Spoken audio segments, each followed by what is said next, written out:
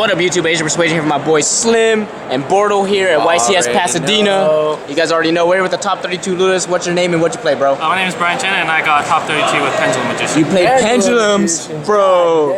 A new Pendulum God in 2018, bro. Let's get into this profile, man. Alright, so for the monsters, I played Chronograph Sorcerer. He's the best extender. He's a high skill, which is actually really important in the deck, and he gets your Electromite going, and he puts out monsters for free. And then you have to play the one little dude. The Garnet. Yeah. He's honestly not bad. He's just like, you can't scale him when you control monsters. That's like the only downside to it. Yeah. And then for the Mythical Beast, I played 3 Cerberus and 2 Jackal. Cerberus is really good because it gets Jackal, and then honestly summon him a couple times and banish the Colossus. Oh no. So if you open this and you have a way to get Electromite on the field, you can put this into the extra deck, summon this off this, and then if you place 2 spell cards, you can banish the Colossus and it becomes 5400 attack. Oh my gosh. Yeah, so it becomes really big, and this negates everything. Yeah. This is a cool combo. If you open this and this, you can search this, and on resolution you can Chronograph Sorcerer the Jackal King, and as long as you have a way to get a spell card activated before you make Electromite, you can protect your Electromite from Ghost Ogre. Oh, that's smart. That's crazy. And then I also play 3 Dark Worm and 2 Gate Zero. Dark Worm's like honestly like the best card of the deck. It's basically Skullcrobat Joker, except it doesn't search like Monkey Board. That's like the only thing it doesn't do. Yeah. And it makes all your extenders like really good. Pencall Dark Worm is like basically Exodia for like most duels. And so yeah, those are like kind of like the extenders, I suppose. And then for the Magicians, I play 3 Harmonizing. This becomes 2 monsters and it's a tuner. And it gives you monsters attack, which comes up sometimes. If you have 2 Magicians in your extra deck, when you have Dweller, it becomes 1900, and Super X is only 18, so you can't even out the Dweller sometimes. Oh yeah. Yeah. And then 3 Wisdom Eye. I honestly don't like this card, but like in a format like this, you can't afford a brick. So I kind of just play like as consistently as possible and play this to match your scales. Even though I try to make my deck play around Pencall a lot because Pencall is so broken. Yeah. Yeah, it becomes anything you want in your deck, and it just makes you like kill your opponent most of the time.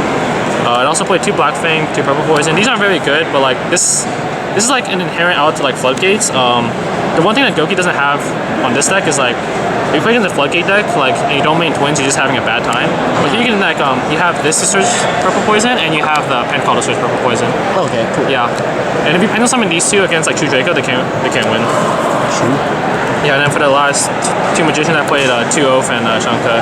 This negates Firewall, which is pretty good, and it becomes your Absolute.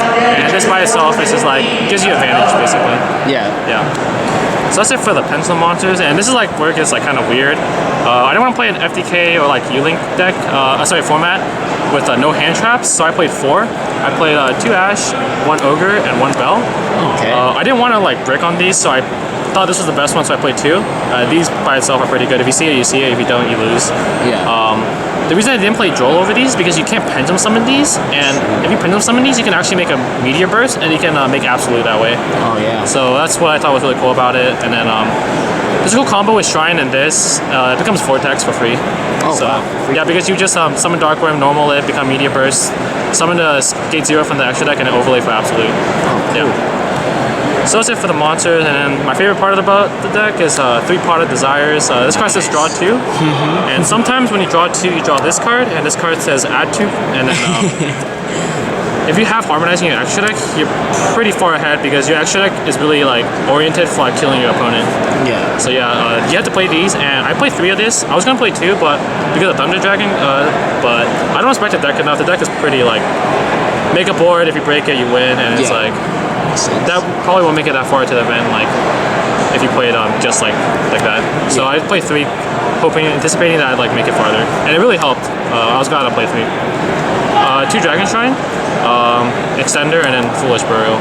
Nice. You play 2 Shrine because Foolish is at 1. Yeah. So yeah. So I played a 40 card main deck. 40 cards, nice. Yep. And then for the extra deck, I played the best card in Yu-Gi-Oh, Electromite. This becomes anything you want.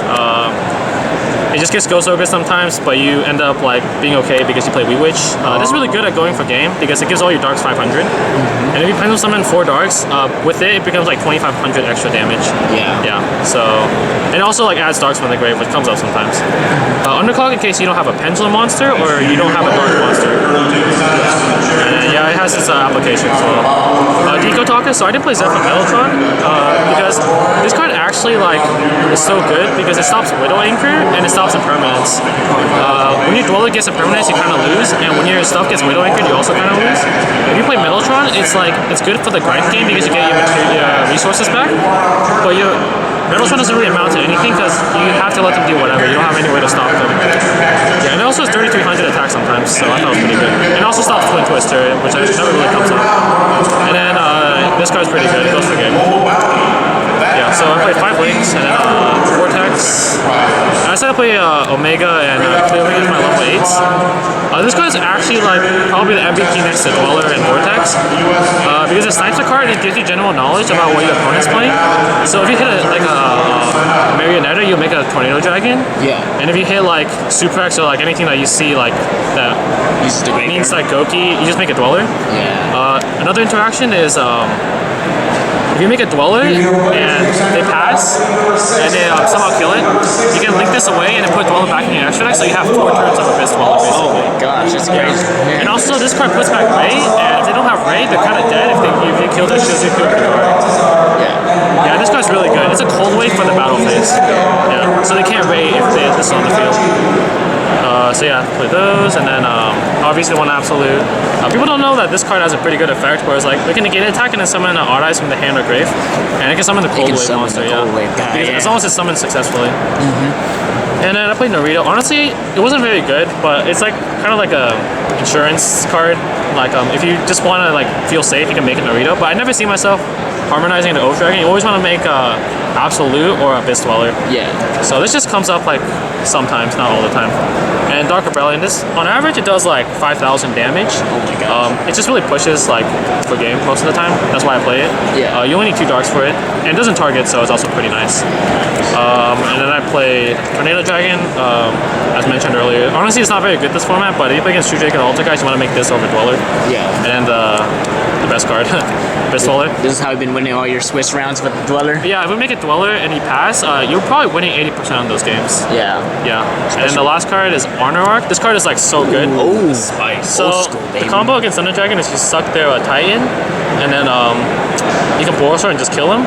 Yeah. And then against a Striker, you can Honor Arc their Sky Striker monster, and it doesn't trigger raid because it doesn't count as leaving the field. Yeah, it's just sucked under. Yeah. And when you summon this against Titan, they have to pop it, otherwise it just gets sucked. Yeah. And it still counts as a monster. That's why I played Honor Arc. Gotcha. Yeah. I decided not to play Karen Gorgon because I didn't think there would be a lot of Sky Strikers this event. Gotcha. And then for the side deck, it's pretty basic, but it's Pendulum oriented. I played 3 Denko. This card's pretty good. When you Denko the striker deck, it doesn't really do anything, and you just kill him with Bulbasaur or Honor Arc. And then 3 Pankratops.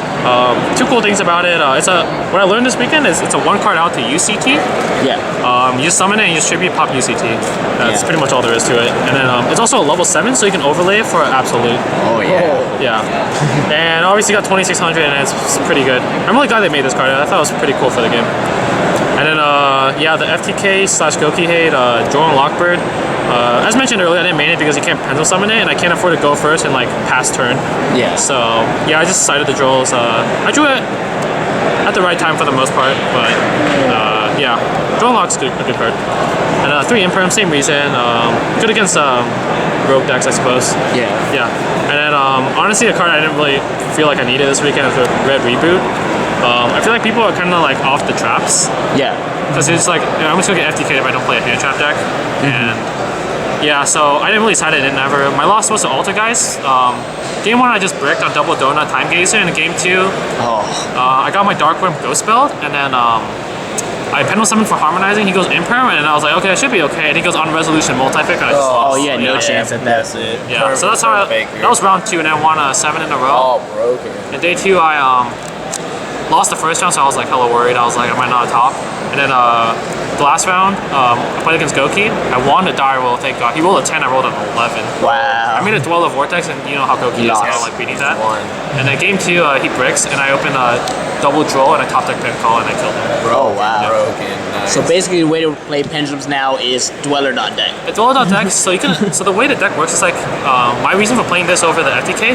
One, I'm not very good at the FTK, and then the other thing is this deck is basically like a Goki deck, except it can play cards like a Beast Dweller, and it doesn't lose to main deck cherries or draw Lockbird. Yeah, no one's playing. Because no one's playing like Electromite for cherries, unless you're playing Paleo or Alter Geist. Yeah. And then other things, you can afford to like lose game 1, because game 2 you're gonna make a Dweller and win.